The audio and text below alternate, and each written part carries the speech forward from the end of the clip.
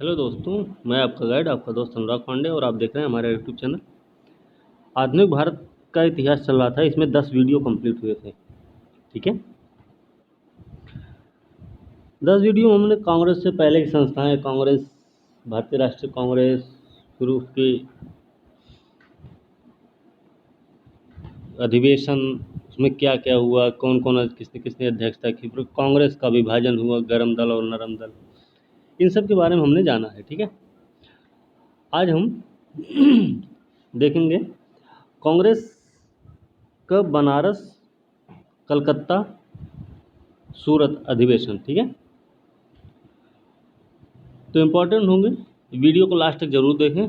और ये video UPSC, state PSC और अन्य जो परीक्षाएं, BEO, RO, UP triple SC, लेखपाल जैसी परीक्षाओं के लिए महत्वपूर्ण होगा। तो वीडियो को लास्ट तक जरूर देखें और लाइक शेयर कमेंट करना ना भूलें।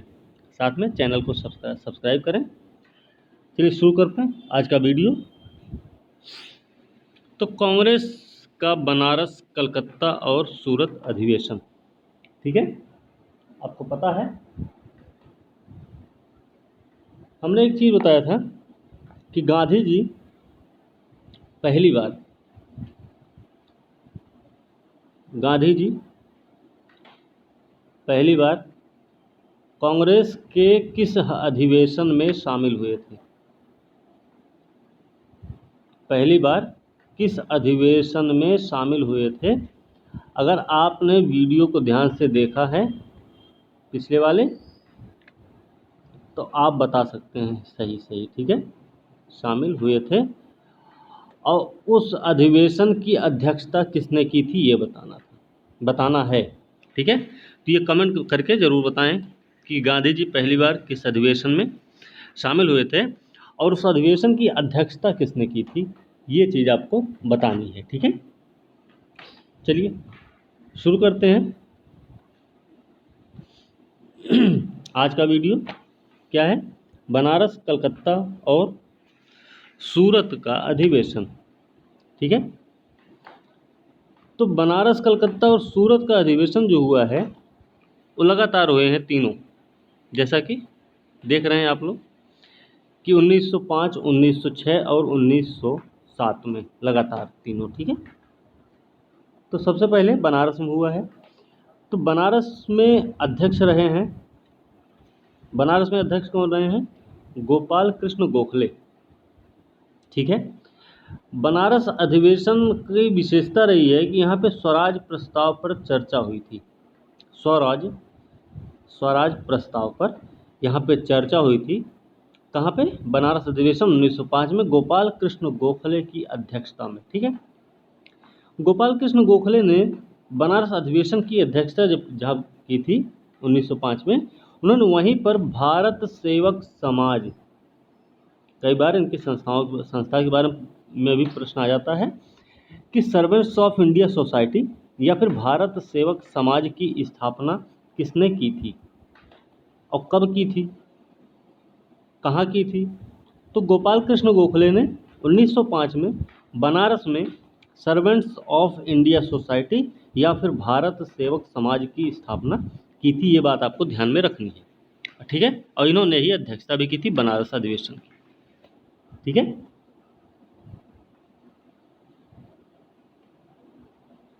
सही है, चलिए आगे देखते हैं। अब है कलकत्ता अधिवेशन। देखते हैं कलकत्ता अधिवेशन क्या है। कलकत्ता अधिवेशन हुआ है 1906 में। ठीक है, 1906 में कलकत्ता अधिवेशन होता है और कलकत्ता अधिवेशन में अध्यक्ष पद को लेकर विभाजन की नौबत आ जाती है कांग्रेस में, जो कि 1907 में जाके देखने को मिलता है उन सूरत अधिवेशन में। ठीक है, तो प्रश्न या स्टेटमेंट भी आ सकता है स्टेटमेंट के रूप में कि कांग्रेस विभाजन की जो शुरुआत है वो कलकत्ता अधिवेशन से ही हुई थी। ठीक है, तो ध्यान रखना है।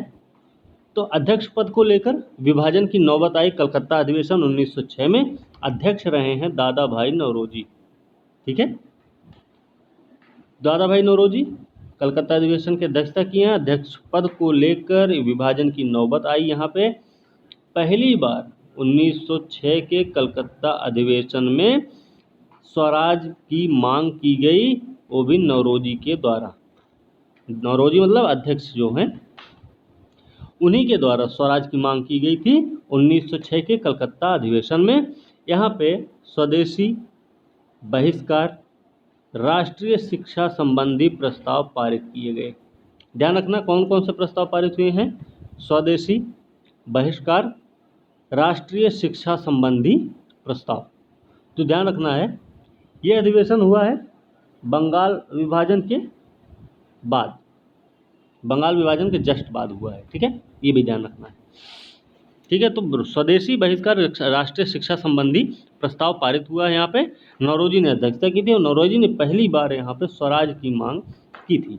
ध्यान रखना है। और अध्यक्ष पद को लेकर कांग्रेस में विभाजन की नौबत आ गई थी कलकत्ता अधिवेशन 1906 में ही। ठीक, दादा भाई नौरोजी के बारे में जान लेते हैं, क्योंकि अब हम पढ़े हैं कि दादा भाई नौरोजी ने अध्यक्षता की है, तो थोड़ा सा उनके बारे में भी जानना जरूरी है।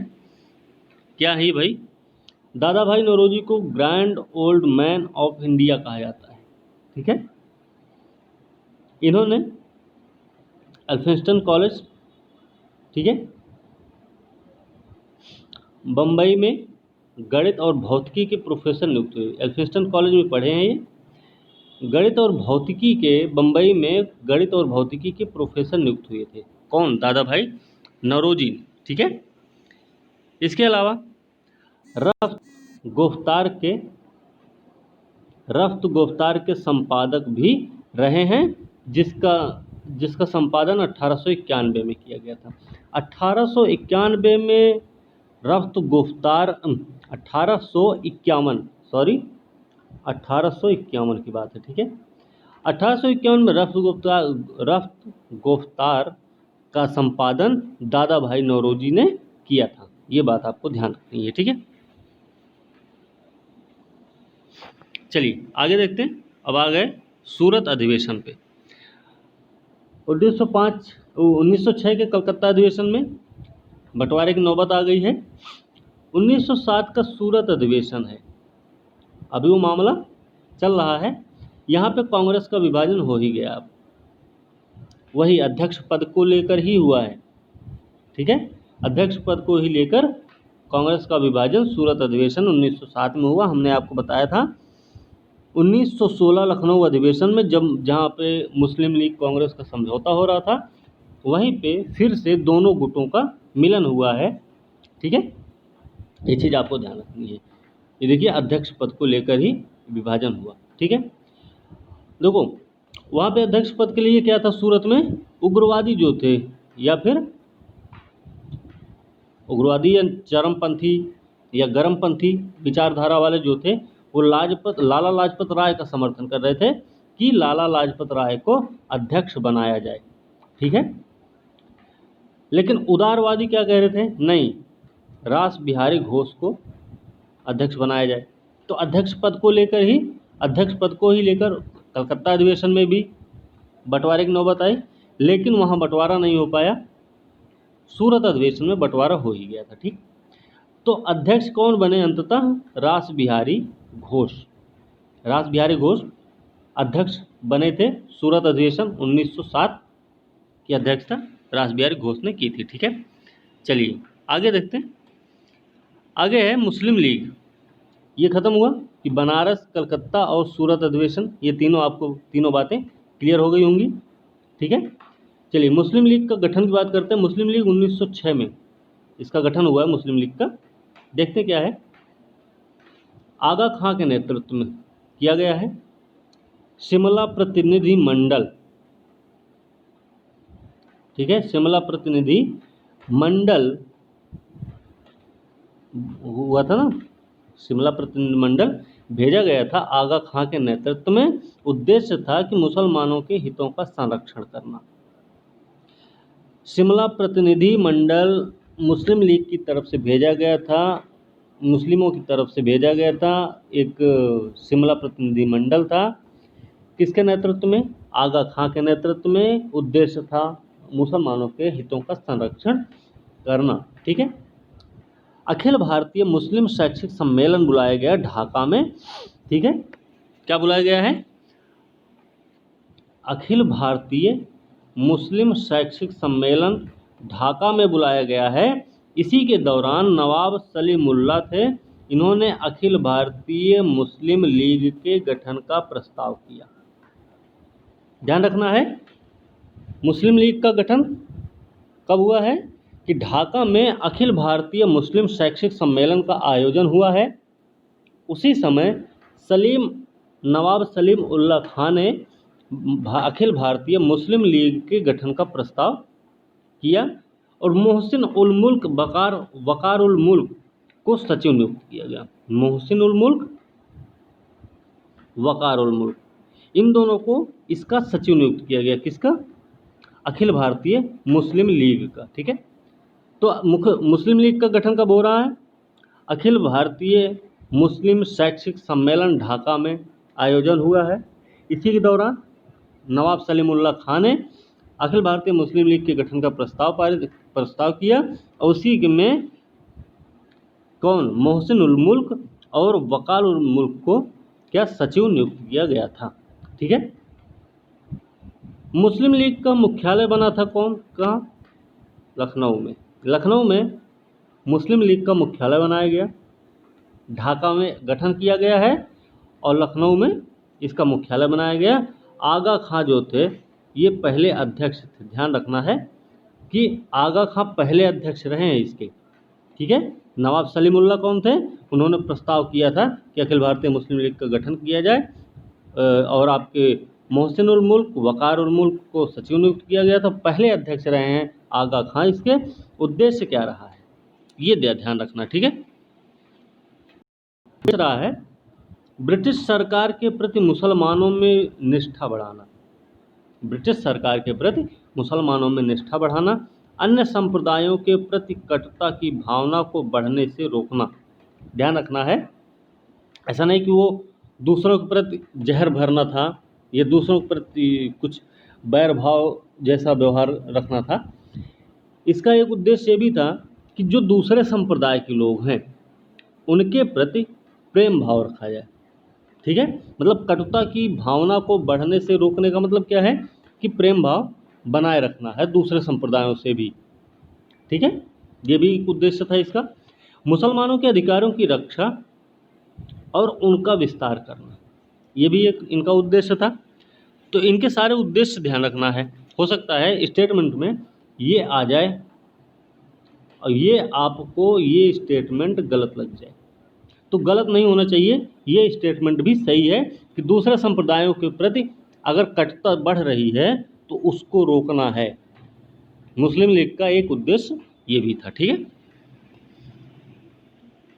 अब देखिए मुस्लिम लीग के अधिवेशन भी हुए हैं। कौन कौन से भाई? 1906 में हुआ है कराची का अधिवेशन। 1907 में, एक मिनट, 1907 में हुआ है कराची अधिवेशन। 1908 में हुआ है अमृतसर अधिवेशन। ठीक है, 1907 में कराची, 1908 में अमृतसर अधिवेशन। और दोनों अधिवेशनों की विशेषता रही है कि इसमें मुसलमानों के लिए पृथक निर्वाचक मंडल की बात की गई थी। ठीक है, मुस्लिम लीग ने ही बात की थी कि अलग से पृथक निर्वाचक मंडल दिया जाए मुसलमानों को। ठीक, जिसका निर्णय कब होता है भाई? जिसका निर्णय होता है मार्ले मिंटो सुधार। मार्ले मिंटो सुधार 1907 में, जिसको स्वीकृति भी मिल गई। 1909 में ना, मार्ले मिंटो सुधार 1909 में क्या मिला? इसको, इस चीज़ को स्वीकृति मिली कि मुसलमानों को पृथक निर्वाचक मंडल दिया जाएगा। इसका प्रस्ताव कब लाया गया? कराची अधिवेशन 1907, अमृतसर अधिवेशन 1908 में। ध्यान से, ठीक है। 1908 में लंदन में सैयद मीर अली हैं, इन्होंने एक शाखा स्थापित की। किसकी? मुस्लिम लीग की। ठीक है, हम मुस्लिम लीग के बारे में बता रहे हैं इसलिए हमने सिर्फ लिखा एक शाखा स्थापित की। तो आपको थोड़ा सा समझना भी होगा कि ये मुस्लिम लीग की ही शाखा स्थापित किए होंगे, क्योंकि मीर सैयद अली नाम से ना तो कोई शाखा रही है और ना ही कोई और किसी और चीज़ की बात हो रही, क्योंकि ये चैप्टर ही चल रहा मुस्लिम लीग के बारे में। ठीक, तो ये ध्यान रखना कि एक शाखा स्थापित की है किसकी, लंदन में मीर सैयद अली मुस्लिम लीग की। कब, 1908 में। ठीक, 1906 में आंदोलन होता अहरार आंदोलन। अहरार आंदोलन है 1906 में हुआ है। इसका उद्देश्य रहा है राष्ट्रीय आंदोलन में हिस्सा लेना। उद्देश्य रहा है अहरार आंदोलन 1906 का कि राष्ट्रीय आंदोलन में हिस्सा लेना। इसके नेता रहे हैं हकीम अजमल खां, मोहम्मद अली, हसन इमाम, नजरुल हक, मौलाना जफ़र अली खां। ठीक है, हकीम अजमल खां, मोहम्मद अली, हसन इमाम, नजरुल हक, मौलाना जफ़र अली खां, ये सभी लोग इसके नेता रहे हैं। किसके, अहरार आंदोलन के, जो कि 1906 में हुआ है, शुरू हुआ है। उद्देश्य रहा है राष्ट्रीय आंदोलन में हिस्सा लेना। तो ये भी ध्यान रखना है कि अहरार आंदोलन का मुख्य उद्देश्य क्या रहा है। ठीक है, ये चीज़ आपको ध्यान में रखनी है। ठीक, इतना आप समझ गए होंगे। आगे देखते हैं क्या है। 1916 में लखनऊ अधिवेशन होता है नहीं, कई बार हम बताए हैं कि लखनऊ अधिवेशन हुआ, कांग्रेस लीग का समझौता हुआ, AC मजूमदार अध्यक्ष थे। इसमें उदारवादी उग्रवादी दोनों दलों का मिलन भी हुआ है। एनी बेसेंट और तिलक ने बड़ी भूमिका इसमें निभाई। ये सब हमने बताया भी है पहले भी। तो इसमें 1916 का जो लखनऊ अधिवेशन था, कांग्रेस के अध्यक्ष रहे AC मजूमदार, अंबिका चरण मजूमदार। उदारवादी और उग्रवादी भी 9 साल के बाद ये दोनों गुट एक दूसरे से मिल रहे हैं। ठीक है, अच्छा समय है कि दोनों लोग मिल रहे हैं। और सबसे बड़ी बात है कि कांग्रेस और लीग का समझौता भी हो रहा है। ठीक है ना। अब जिन्ना और तिलक जो हैं, ये कांग्रेस लीग समझौते के मुख्य शिल्पी रहे हैं। ध्यान रखना है कि सिर्फ तिलक के बारे में ही कहना नहीं ठीक है। ये जिन्ना और तिलक दोनों ने मिलकर कांग्रेस लीग समझौते को एक नया मोड़ दिया कि मतलब समझौता हो ही जाए। ठीक, दोनों में। तो मुख्य शिल्पी रहे जिन्ना और तिलक, मोहम्मद अली जिन्ना और बाल गंगाधर तिलक। ठीक है, इतना ध्यान रखना। अब हम देखते हैं होम रूल लीग आंदोलन। होम रूल लीग आंदोलन के बारे में हमने बताया है कि पहले तो होम रूल लीग आंदोलन जो था वो BG तिलक का ही होम रूल लीग आंदोलन की स्थापना हुई। कब, अप्रैल 1916 में। अप्रैल 1916 में। और एनी बेसेंट वाला सितंबर 1916 में। लेकिन सबसे पहले काम करना शुरू किसने किया है, आपको पता होना चाहिए कि एनी बेसेंट का जो होम रूल लीग था, ये सबसे पहले काम स्टार्ट किया। और इनका जो होम रूल लीग जो एनी बेसेंट का था, इसका क्षेत्र बहुत बड़ा था। ठीक है, बहुत बड़े एरिया को कवर करता था, ये भी ध्यान रखना है। ठीक, चलिए अब देखते हैं पहले क्या है। 28 अप्रैल 1916 को तिलक के होम रूल लीग आंदोलन की स्थापना हुई है। इसमें मराठा केसरी के माध्यम से प्रचार किया गया। मराठा केसरी के बारे में हमने बताया है। ये दोनों पत्रिकाएं ऐसी हैं कि अपने नाम के विपरीत इनकी भाषा रही है। मराठा अंग्रेजी में, मराठा पत्रिका अंग्रेजी में, केसरी मराठी में, ये ध्यान रखना। ठीक है, तो मराठा जो है वो अंग्रेजी में निकाली जा रही थी और केसरी मराठी भाषा में। ठीक है, ये चीज़ आपको ध्यान रखना है। अब तिलक का होम रूल लीग हम पढ़ रहे हैं, तो इसके पहले अध्यक्ष रहे थे जोसेफ बैप्टिस्ट, सचिव रहे हैं NC केलकर, अध्यक्ष रहे हैं जोसेफ बैप्टिस्ट, सचिव रहे हैं NC केलकर। इनका जो क्षेत्र रहा उसके बारे में देखते हैं।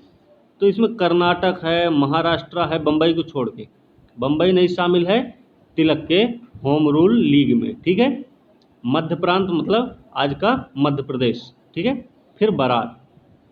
तो कर्नाटक, महाराष्ट्र जिसमें बम्बई शामिल नहीं है, बरार है, और CP सेंट्रल प्रोविंस।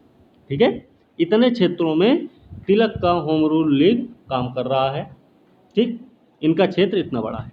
इनके स्वराज का अर्थ था कि ब्रिटिश साम्राज्य के अंतर्गत, क्या है कि ब्रिटिश साम्राज्य के अंतर्गत स्थानीय, प्रांतीय, केंद्रीय स्तर पर उत्तरदायी शासन तथा प्रशासन की अधिकाधिक व्यवस्था की जाए। तिलक के होम रूल का मतलब स्वराज का, होम रूल मतलब इंग्लिश में होम रूल, हिंदी में स्वराज, ठीक है। स्वराज का अर्थ था ब्रिटिश साम्राज्य के अंतर्गत स्थानीय, प्रांतीय, केंद्रीय स्तर पर उत्तरदायी शासन और प्रशासन की अधिकाधिक व्यवस्था की जाए, ठीक है। अब हम बात कर लेते हैं एनी बेसेंट के होम रूल लीग की। तो एनी बेसेंट के जो होम रूल लीग है, इसकी स्थापना हो रही है 3 सितंबर 1916, ठीक है। 3 सितंबर 1916 को एनी बेसेंट के होम रूल लीग का गठन हुआ है। इनकी कुछ पत्रिकाएं रही हैं, कॉमनवेल्थ, न्यू इंडिया के माध्यम से प्रचार, उसका केसरी और मराठा के माध्यम से प्रचार हो रहा है, इसका कॉमनवेल्थ और न्यू इंडिया के माध्यम से, ठीक है, इतना ध्यान रखना है। जॉर्ज अरुंडेल अध्यक्ष रहे हैं इसमें, उसके रहे हैं जोसेफ बैप्टिस्ट। अप्रैल वाले के अध्यक्ष, सितंबर वाले के अध्यक्ष जॉर्ज अरुंडेल सचिव हैं, अध्यक्ष नहीं यहाँ। उसके सचिव कौन है? एनसी केलकर, ठीक है। तो अप्रैल वाले के सचिव कौन है? एनसी केलकर। सितंबर वाले के सचिव हैं जॉर्ज अरुंडेल। अब इनके क्षेत्र देखिए,